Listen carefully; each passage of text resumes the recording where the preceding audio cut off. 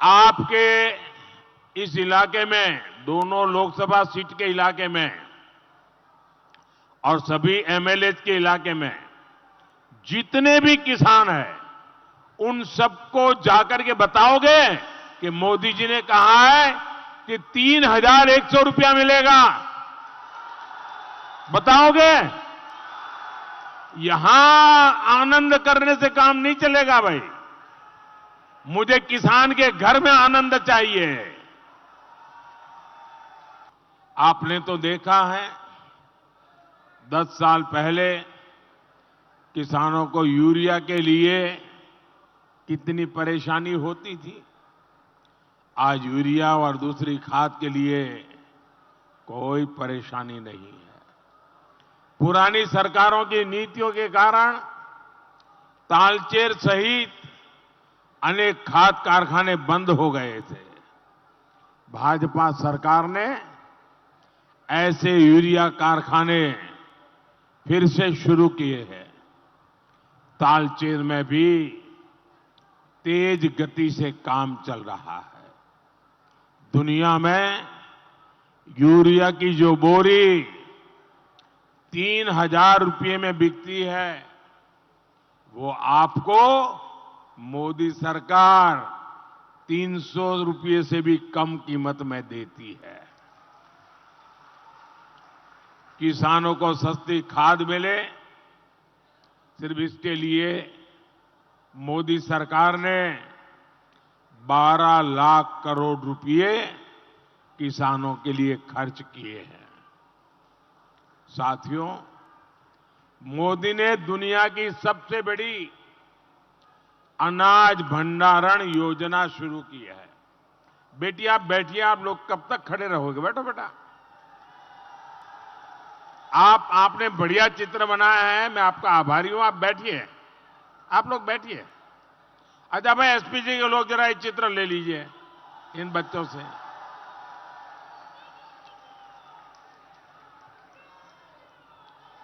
आप लोग कब से, मैं आया हूं तब से ऐसे ही हाथ करके खड़े हैं, थक जाएंगे। पीछे अपना नाम पता लिख देना, नाम पता लिख देना। आपका इतना आशीर्वाद, प्यार, परमात्मा आपको शक्ति दे, भगवान जगन्नाथ आपको शक्ति दे। साथियों, छोटे किसानों को अपना धान रखने के लिए गोदाम मिले, जब बाजार में सही कीमत मिले तब वो अपना धान बेच सके, ये सुविधा हम बना रहे हैं।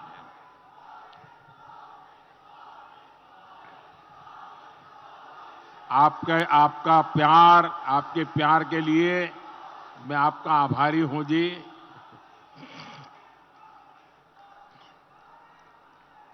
वो दूर वाला भी चाहता है वहां से, वो नीचे रखो भैया, मैं कहां ये करता रहूंगा, फिर तो सभा में कुछ बोल ही नहीं पाऊंगा।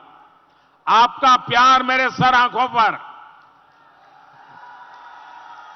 लेकिन आप हाथ नीचे करिए, थक जाओगे भाई। मुझे मन में चिंता होती है। ये छोटे छोटे बच्चे अपना हाथ ऐसे ही खड़ा करके, आप हाथ नीचे कीजिए, मैंने देख लिया है भाई। अपने शरीर को कष्ट क्यों देते हो जी? साथियों, यहां बरगढ़ में किसानों के खाते में पीएम किसान सम्मान निधि के भी 400 करोड़ रुपए पहुंचे हैं। भाइयों और बहनों, लेकिन दुर्भाग्य है कि बीजेडी सरकार आपको धोखा देने का कोई मौका नहीं छोड़ रही है। यहां 2,200 रुपये के आसपास धान का समर्थन मूल्य है, लेकिन किसान को 1,600 या 1,700 रुपये ही मिलते हैं। बाकी का पैसा कहां जाता है भाई?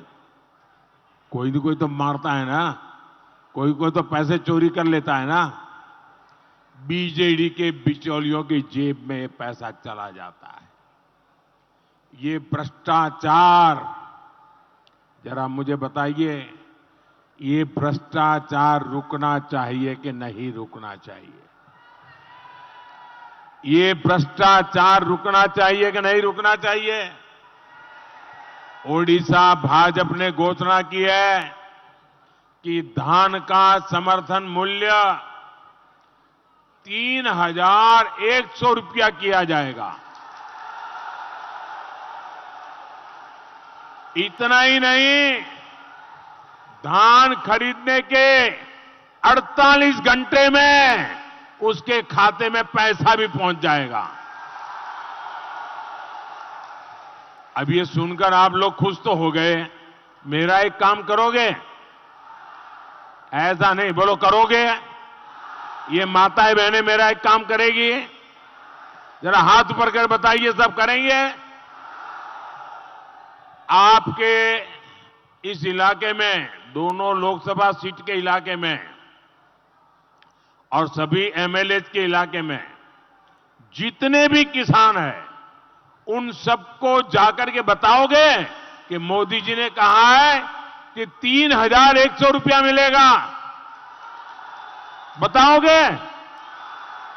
यहां आनंद करने से काम नहीं चलेगा भाई।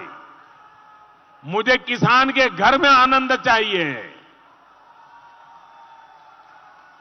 और यही गारंटी छत्तीसगढ़ में भाजपा ने दी थी। वहां छत्तीसगढ़ के धान किसानों की खरीद इसी एमएसपी पर हुई और पैसा उनके खाते में जमा भी हो गया।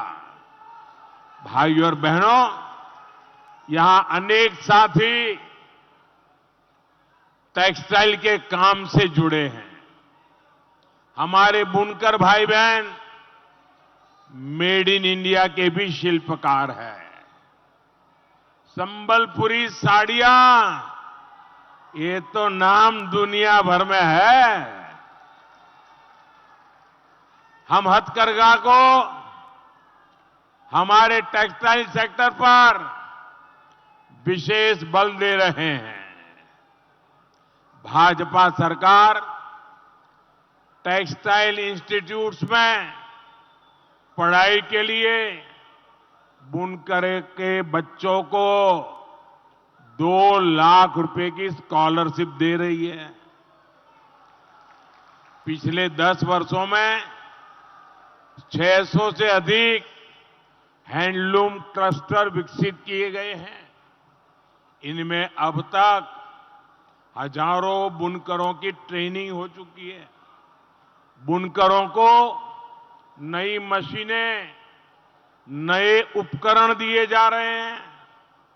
हथकरघा बुनकरों को रियायती दरों पर कच्चा माल यानी धागा दिया जाता है। कच्चे माल को लाने का खर्च भी सरकार वहन करती है। इसके अलावा श्रमिकों को कर्जे और वर्कशेड भी दिया जा रहा है। मुद्रा योजना के माध्यम से भी बुनकरों को बिना गारंटी का ऋण मिलता है। ओडिशा भाजपा ने 3 इंटीग्रेटेड टेक्सटाइल पार्क स्थापित करने की घोषणा की है। बुनकरों और हथकरघा श्रमिकों को सम्मान निधि देने की भी घोषणा की है। ये सब आपके लिए क्यों हो रहा है? क्योंकि मैं आप ही की तरह गरीबी से निकल करके आया हूं। गरीब की जरूरतों को मैं समझ पाता हूं। आपका दुख दर्द, आपकी जरूरतें अगर मोदी नहीं समझेगा तो कौन समझेगा?